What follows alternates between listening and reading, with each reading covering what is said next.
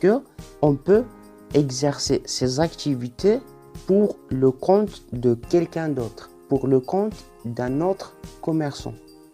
Pour les activités par la... Bonjour et bienvenue dans cette nouvelle vidéo du droit commercial. Dans cette vidéo, on va voir les activités commerciales. Premièrement, on va voir qu'est-ce que signifie une activité commerciale. On va voir les différents types des activités commerciales et par la suite, on va voir la différence entre les actes commerciaux et les actes civils. Alors déjà, on a vu dans la vidéo précédente que le droit commercial régit et encadre les opérations juridiques accomplies et réalisées par les commerçants dans le cadre de leur activité commerciale. Donc, une activité commerciale signifie une activité que le commerçant exerce pour en tirer profit, pour réaliser des profits et des bénéfices. Et les activités commerciales se classifient en 4 grandes catégories. Par nature, par la forme, par accessoire et mixte. Pour les activités par nature, donc, le législateur marocain a prévu une liste des activités considérées comme étant des activités inscrites dans le cadre commercial, selon l'article 6 du Code de commerce. Donc, ces activités sont des activités de distribution, des activités de production, des services, de l'intermédiaire et financière. Et ce qu'il faut savoir, c'est que ce genre des activités par nature, ce sont des activités même indépendamment de la qualité de leur auteur. Ça veut dire que ce n'est pas obligatoire d'être un commerçant et avoir la qualité d'un commerçant pour exercer ces activités. Parce que ce qu'il faut déjà savoir, c'est que pour réaliser une activité commerciale, il faut être commerçant. Mais là, la différence qu'il y en a, c'est que on peut exercer ces activités pour le compte de quelqu'un d'autre, pour le compte d'un autre commerçant. Pour les activités par la forme, donc, ce sont des activités où seule la forme qui compte. Ça veut dire qu'on n'est pas obligatoirement, on n'est pas obligé d'être commerçant pour exercer ce genre d'activité. Par exemple, quelqu'un qui souhaite acheter des actions dans une entreprise, dans une SARL, n'est pas obligatoirement, n'est pas obligé d'être commerçant et avoir la qualité d'un commerçant pour acheter des actions. Et même s'il reste plus longtemps, il n'a pas la qualité de commerçant. Mais il est actionnaire dans une entreprise, dans une SARL. Donc là, il est soumis au droit commercial. Pour les activités par accessoire, donc, ce sont des actes de commerce par nature civile, mais qui devient commercial quand la personne le réalise pour le compte de son commerce. Ça veut dire que ce sont des activités d'achat civil normales, mais quand la personne achète des produits pour le compte de son business, pour le compte de son commerce, il devient commercial. Par exemple, le propriétaire d'un restaurant, quand il achète un téléviseur, donc il achète un téléviseur, c'est un acte civil. S'il achète un téléviseur pour qu'il la garde chez lui, à la maison, donc c'est une activité civile.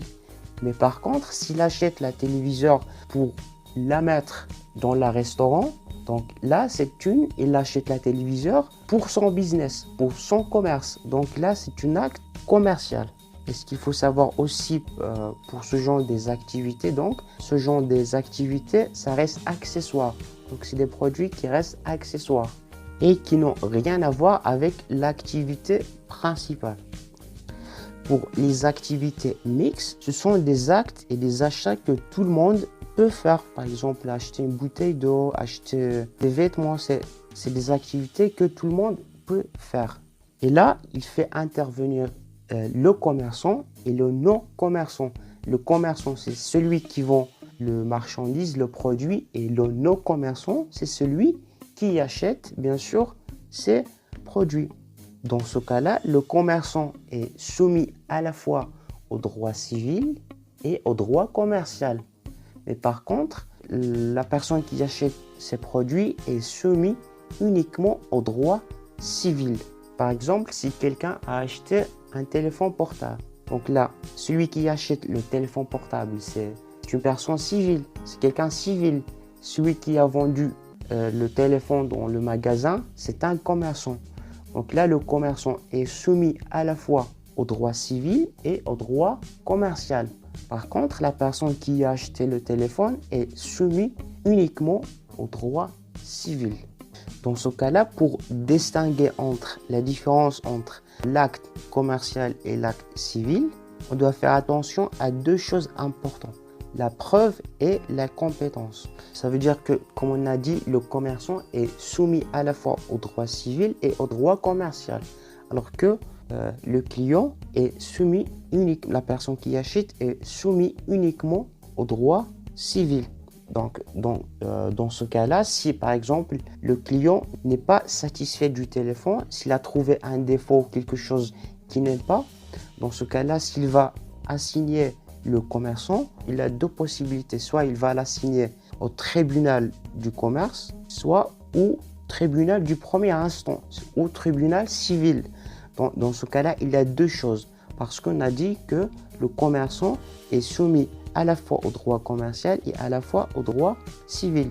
Par contre, si le commerçant veut assigner le client, la personne qui a acheté, dans ce cas-là, le commerçant n'a qu'un seul choix, c'est de l'assigner au tribunal civil. Tout simplement parce que le client, la personne qui a acheté, n'est soumis que droit civil. Et pour la preuve, le droit commercial, la preuve est libre. C'est entre les commerçants, la preuve est libre.